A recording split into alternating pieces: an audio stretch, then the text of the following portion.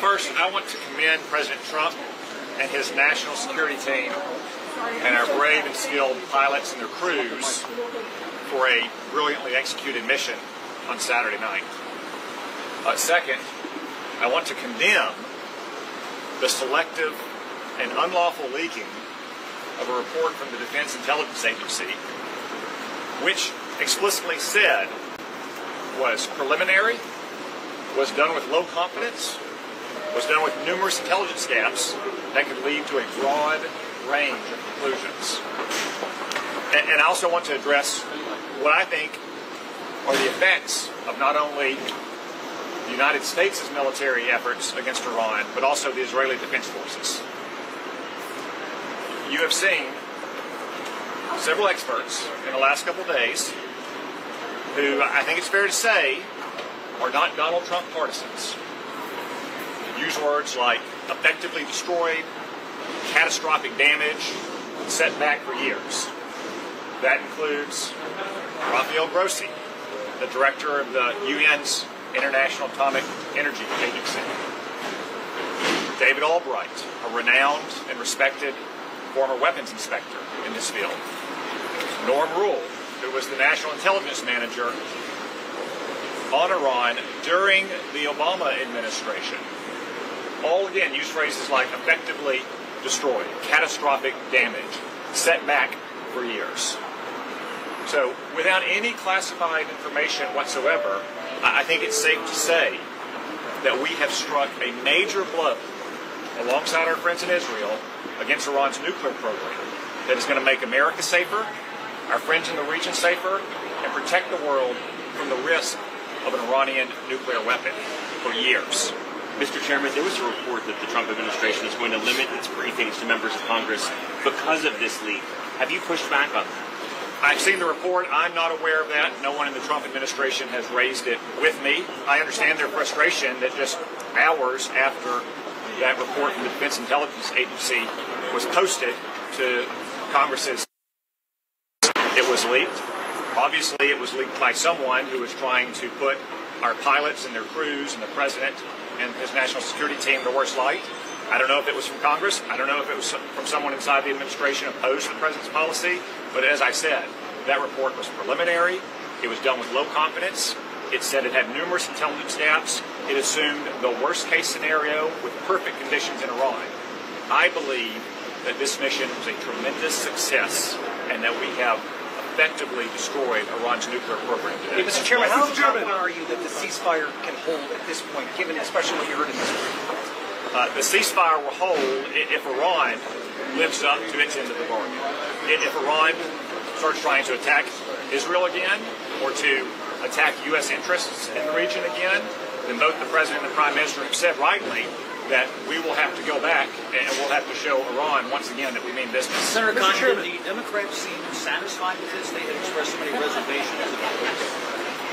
They should be satisfied. They got very good answers from John Ratcliffe, the CIA director, from Pete Hegseth, the Secretary of Defense, from General Kane, the Chairman of the Joint Chiefs, and from Marco Rubio, who I'd point out is not just the Secretary of State, he's also the National Security Advisor, something that I believe is almost unprecedented in terms of the access and briefing that the Democrats get. Now, maybe they're going to come out and tell you they're not satisfied. Some Democrats, some in the media, seem to have such a case of Trump derangement syndrome that they're rooting for the survival of Iran's nuclear program versus celebrating the success of our pilots and their crews. But I think the answers they got in there should be totally satisfactory. Was there discussion of leaks in there at all? Yes, there was condemnation of the leaks by both the briefers and Republicans and Democrats for that matter. We should not ever leak classified information. Mr. Chairman, if there's additional force required necessary to do further damage to Iran's nuclear program, do you think that action should be vetted or consulted through Congress? Well, first off, as I said, I think we've caused catastrophic damage to Iran's nuclear program. That's not to say they might not try to reconstitute it at some time, but for those of you around 10 years ago during the debate over Barack Obama's nuclear weapons program, we often use the phrase vast nuclear infrastructure because it does take a vast infrastructure. And I know everyone's very focused on what happened at a couple of these underground bunkers or what happened with canisters of uranium. But if you look at the whole span of what happened over 12 days, the targeting of Iran's nuclear scientists, the underground bunkers, the centrifuges, the centrifuge manufacturing sites, the gas to metal conversion sites, that's why we're confident, since all of those are single points of failure in an effort to get a nuclear weapon, that we have had an extraordinary success. Now again, both the President and Prime Minister Netanyahu have said that Iran should not try to reconstitute their nuclear weapons program, and if they do, then all options will remain on the table. If this chairman was there for discussion, I think they should prosecute it. Todd Blanche wouldn't rule that out last night. Well, the law applies equally to everyone, and no one should leak classified information. The people in both parties seem satisfied by the amount of damage caused.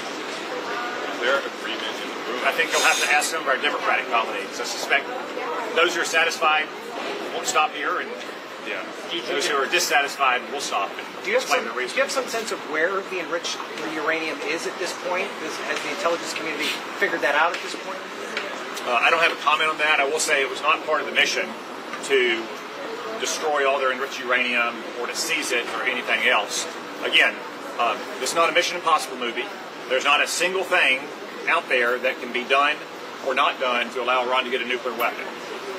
It's the entire chain of events and people and places that you have to put together to get a nuclear weapon. The scientists, the centrifuges, the repair parts, centrifuge manufacturing, the cascades of centrifuges, the gas to metal conversion facilities.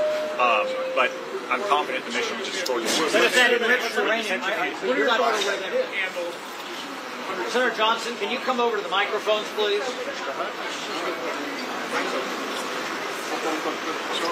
I'd only like to say that it is so nice, it's so comforting to have a competent national security team in place. We heard an excellent briefing down there. I'm not going to give you any details, but I, for one, am comforted by having a president who is decisive, who took action to protect America, to protect our ally Israel, and at least for a while take away the threat of a nuclear Iran. So again, it's nice to have a competent team in place. Thank you. Senator, on the bill.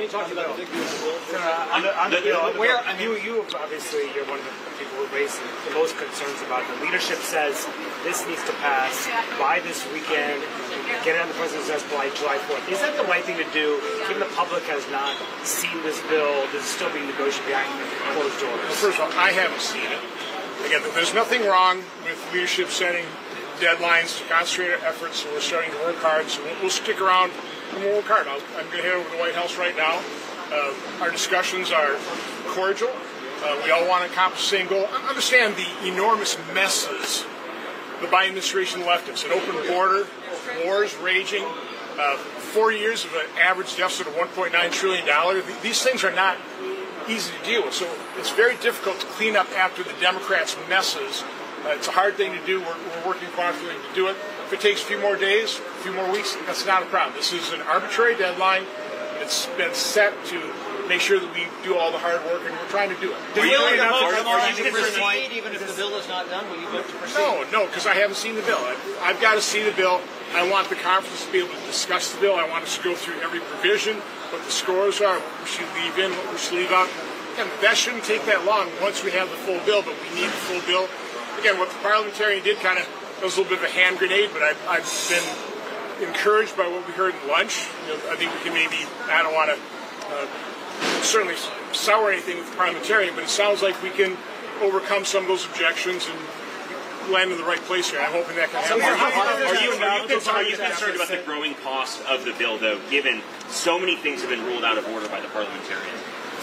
Listen, I think there are other areas where we can, return to a reasonable pre-pandemic level spending, which is what I've always been looking at. I realize you can't do it in one single bill. My biggest concern, I don't want this to be a one-and-done bill. It's going to take multiple steps.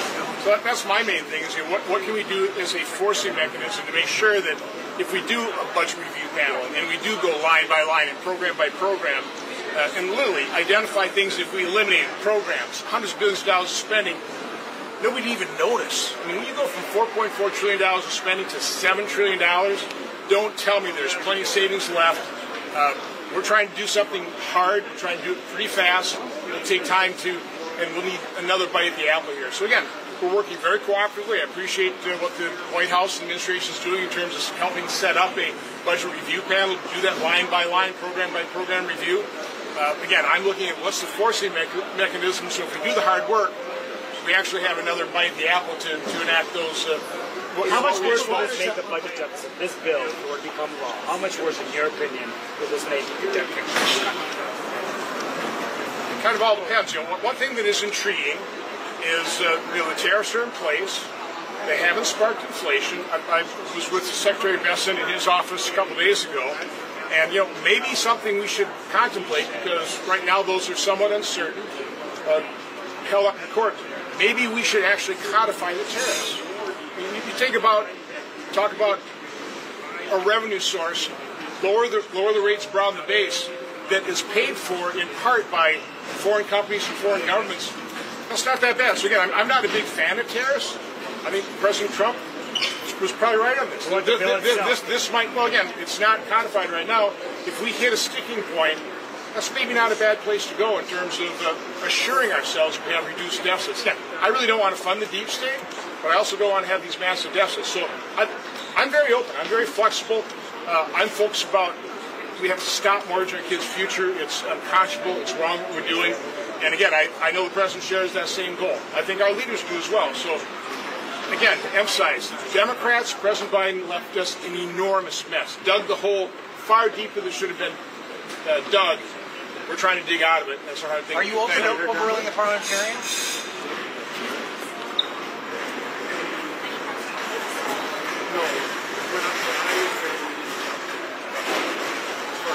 Hey, it's trying to sure.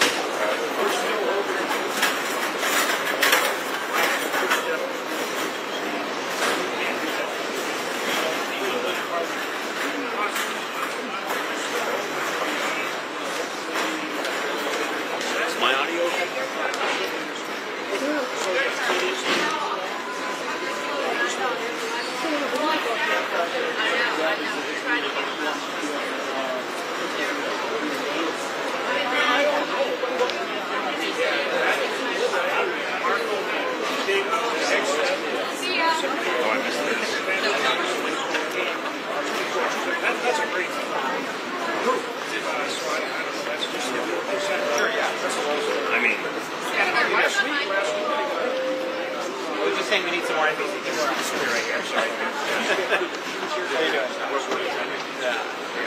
No.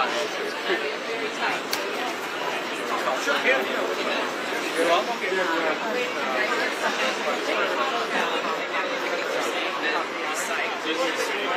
Yeah. They talk about the need to have potential to have to restrike the site. So my impression coming out is similar to my impression going in. And you can look at the CIA report, which Director Radcliffe talked about. And it's their report, and they stand behind it. It's been released publicly that they're saying a year, 2 years in terms of the damage inflicted and the time it will take to recover. The other point that was made, and I think this is a very important point, we just demonstrated that we can take out their sites between what Israel did in the United States, our strike, we can take out the setup that they have now. Would you really recreate the exact same thing? You have to think about it pretty long and hard. Furthermore, they're scientists, they're generals. That's been set back. They don't have that leadership or the scientific knowledge. All those things make it very hard to recreate what they have had. And would you do that? going forward when you know we can take it out again. That leads us to exactly what you're bringing up.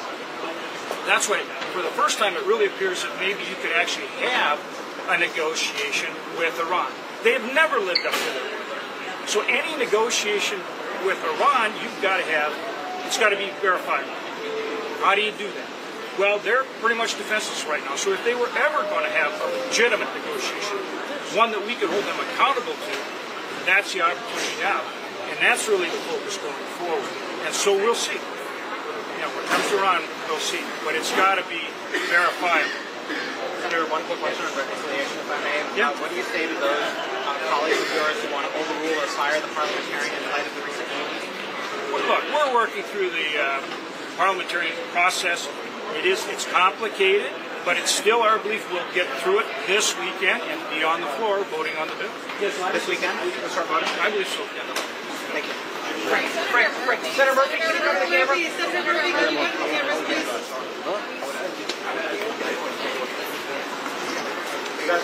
Listen, I appreciate the briefing. This briefing should have happened immediately after these strikes. There's a real question as to why the Director of National Intelligence is not allowed to be in these briefings. That's a question that we should get answered. Listen, to me it still appears that we have only set back the Iranian nuclear program by a handful of months. There's no doubt there was damage done to the program. But the allegations that we have obliterated their program just don't seem to stand up to reason. So obviously I can't share any of the details from this briefing, but I just do not think the president was telling the truth when he said this program was obliterated. There's certainly damage done to the program, but there is significant. There's still significant remaining capability for the Iranians. What makes you reassure sir? Well, the DIA analysis is preliminary, but and again, I can only speak to what's been reported openly. But if the Iranians still retain significant enriched material and centrifuge capability, then you can only be setting back the program months, not years. Did the administration have an analysis or an opinion of whether Iran is going to be more motivated or less motivated after the rest of the I'm not going to talk about anything from the briefing. I mean, I walk away from that briefing still under the belief that we have not obliterated the program. The president was deliberately misleading the public when he said the program was obliterated. It is certain that there is still significant capability and significant equipment that remain. Knowing what you know now, would you have authorized it? Knowing what you know now, if the president had come to Congress to get approval to authorize this mission, would he have had your vote? No. Ultimately, the only way to truly constrain Iran's nuclear program is diplomacy. You cannot bomb knowledge out of existence. No matter how many scientists you kill, there are still people in Iran who know how to work centrifuges. And if they still have enriched uranium, and they still have the ability to use centrifuges, then you're not setting back the program by years. You're setting back the program by months. The only path forward is diplomacy. And I just have not heard a realistic path from this administration about diplomacy. Of course, all of us would love a diplomatic agreement in which Iran promises to hold no enriched material. But that has not been a reasonable predicate for negotiations in the past, and it is not likely to be a reasonable predicate for negotiations in the future. Ask me that question. You think that it was obliterated? Was this ability? Senator just said it was set back months. He just said it was set back months, not years. No, I think years. So Operation Midnight Hammer was brilliant, it was bold, it was necessary, and it was effective. They blew these places up in a major league way. Major league setback, years, not months. If you don't, and he just said he wouldn't have done it. You know, I like Senator Murphy, but that's absurd. Got a chance to set back the nuclear ambitions of a religious Nazi by years and you don't take it, that's how World War II started. World War III starts. Learn from World War II. You appease religious Nazis, you got to get more religious Nazi behavior. So I think it's absurd that any member of Senate would say, and you got a right to say it, that this wasn't necessary. You're not going to get religious Nazis to give up their nuclear ambitions by talking to them. You have to weaken them. You have to put them on their knees. And will you ever get there through negotiations? I don't know, but I'm willing to try. Obliterated is a good word for me to use. I can tell people in South Carolina, nobody is going to work in these 3 sites anytime soon. They're not going to get into them anytime soon.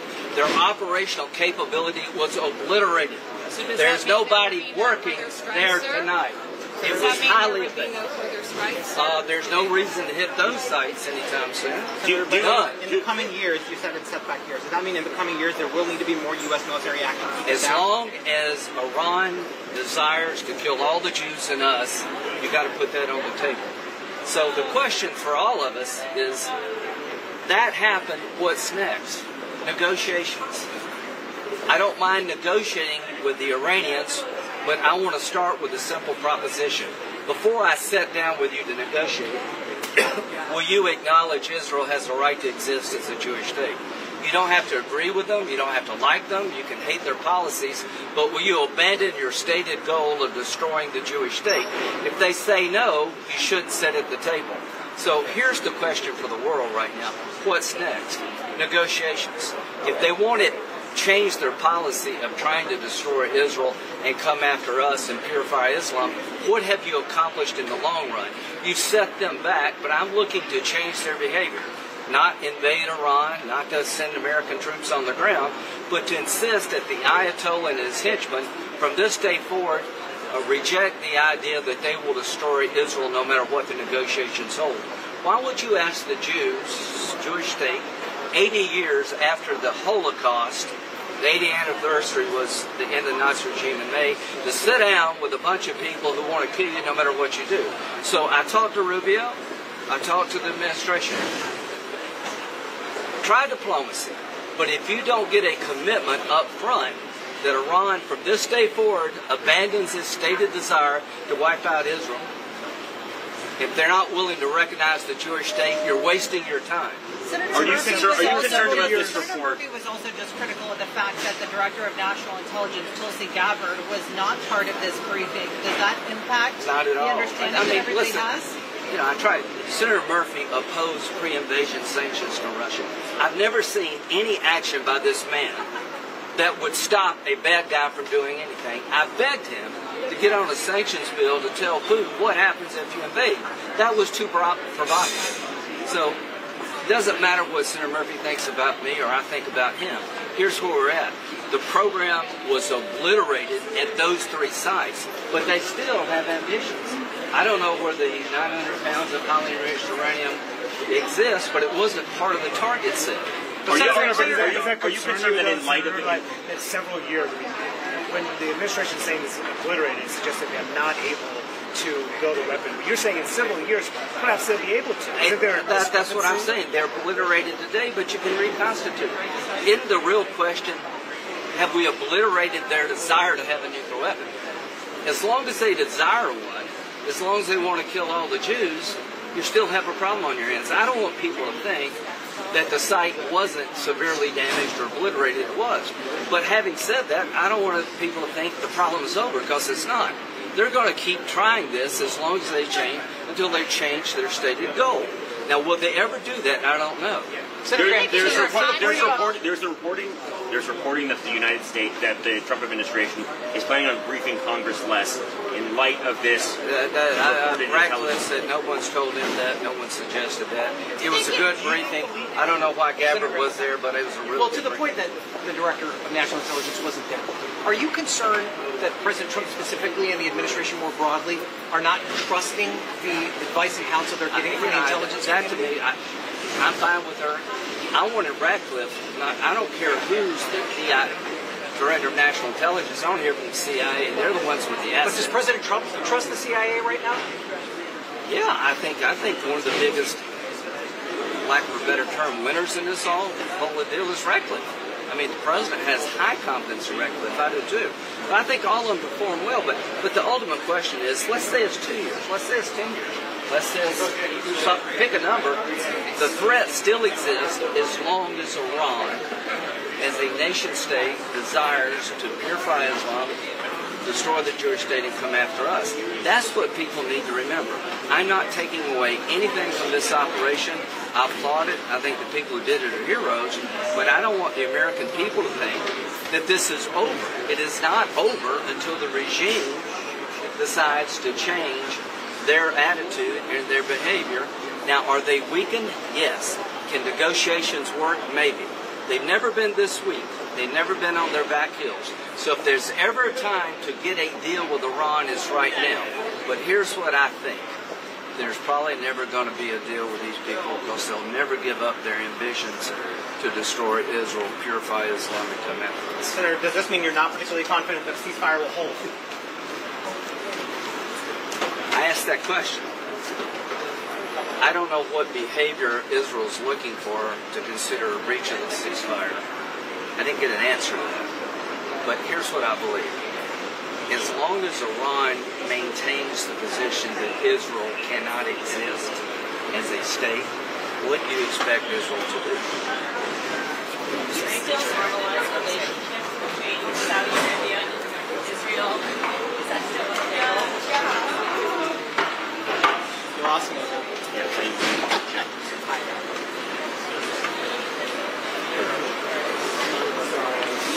Walking back, so I was stepping back. I just slide in here a little bit more.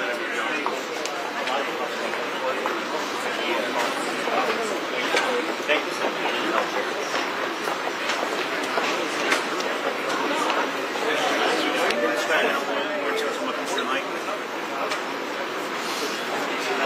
Hey, Robert, do you buy from Schumer? No, I do not. Yeah, I have one security student right here, so.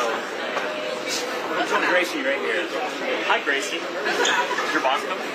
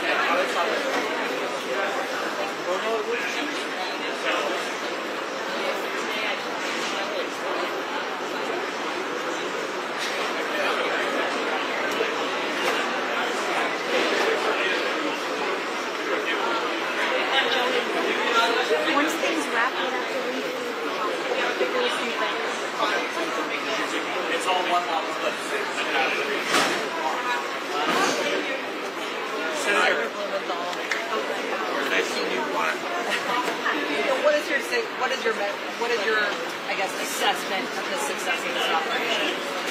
Let me say first of all, most of what we heard today, the American people deserve and need to hear, and there's no reason why it should be kept from them.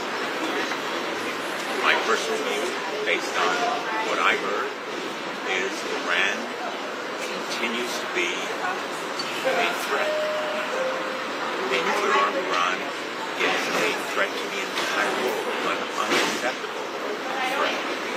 And right now, we have no final battle damage assessment that would enable us to be comfortable or complacent about what has been done.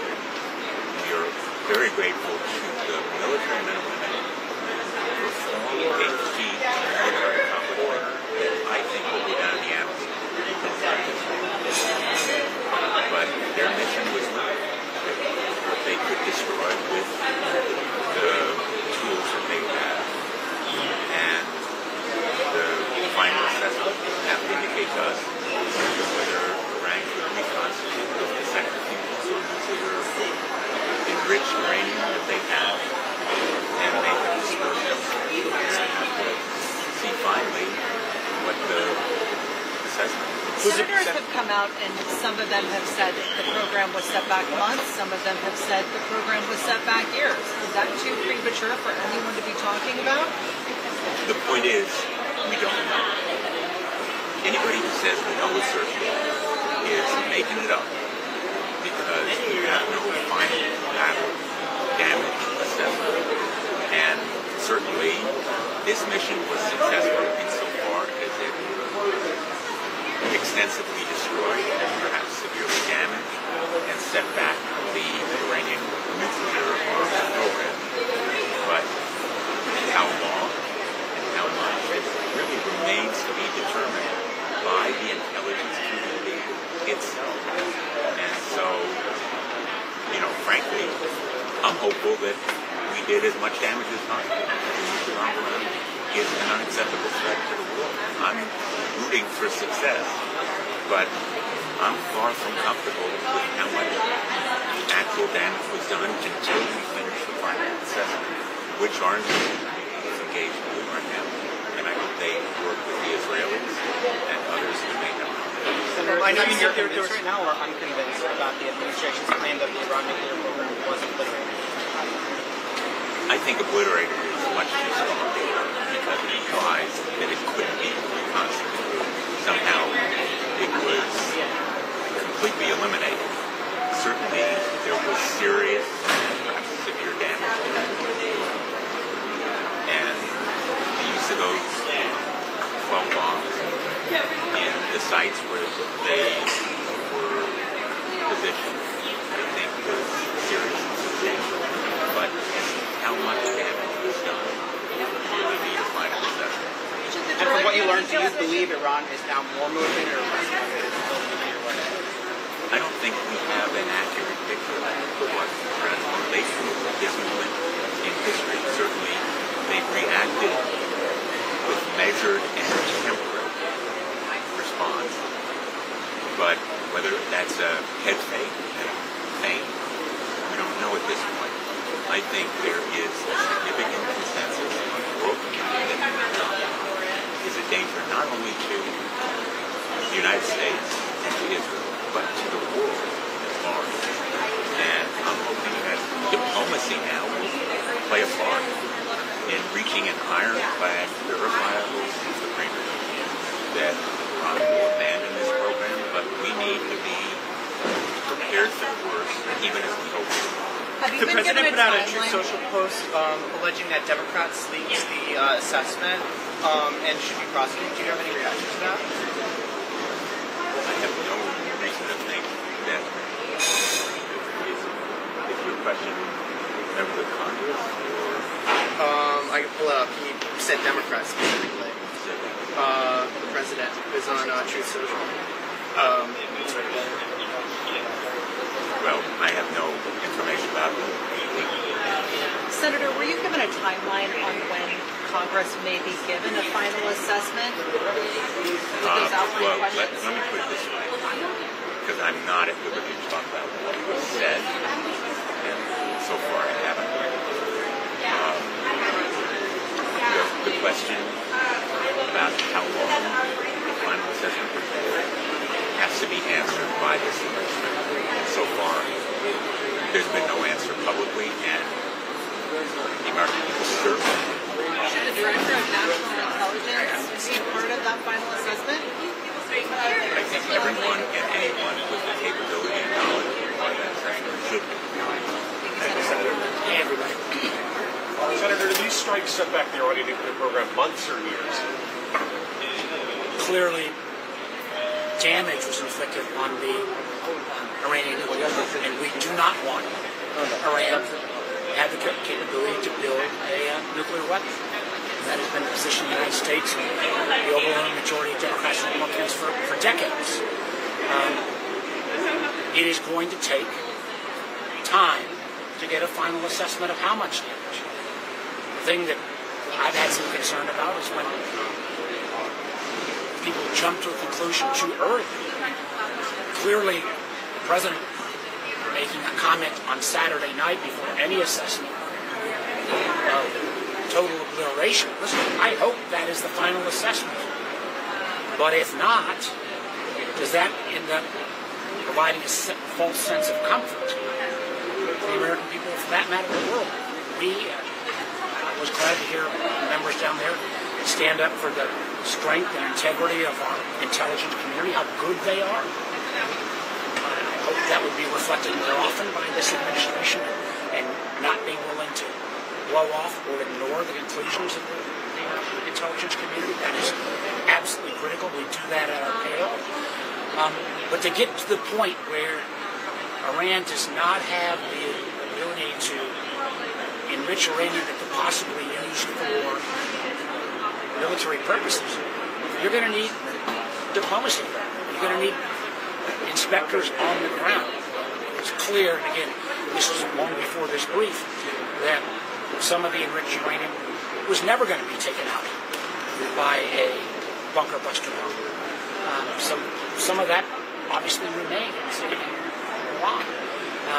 So we've got to get to that diplomacy point. We also need to get the full assessment of the level of damage done. And boy, I sure hope that some of the extraordinarily strong words that were said about the integrity and quality of our intelligence community, that message will resound in the White House and elsewhere. Do you think the Director of National Intelligence should be part of that final absence? And what do you make of her absence today? I make no judgment. I obviously have grave concerns about the DNI, concerns she literally fired people from the intelligence community because they would not change the intelligence product. That's the way. We only need to say four letters on Iraq. So I was very satisfied with it. Senator, based on what you learned, do you believe Iran is now more motivated or less motivated? There are, obviously, if we don't have all of the enriched uranium eliminated, some of those capabilities exist. How quick on a rush, particularly for a bomb that wouldn't necessarily be deployed through a missile, is some questions I'm sorry. And do you agree with Senator Graham that further military strikes need to be on the table in the coming months or years?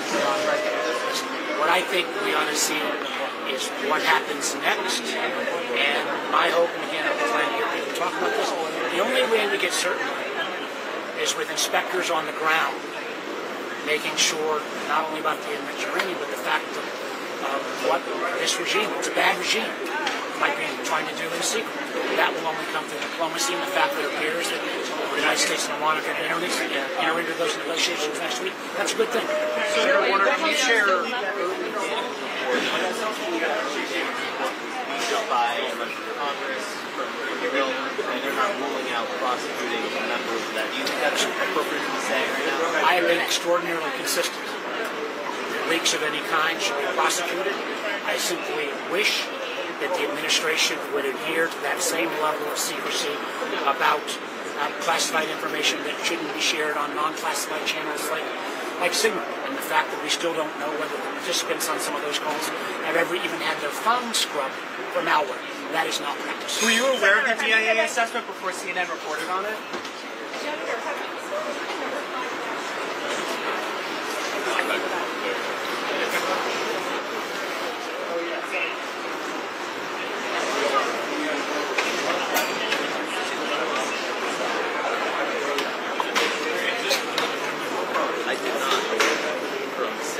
I know, literally. Like, I was going to fall, but then I turned around and I was like, shit. Thank you. When Schumer had to buy me.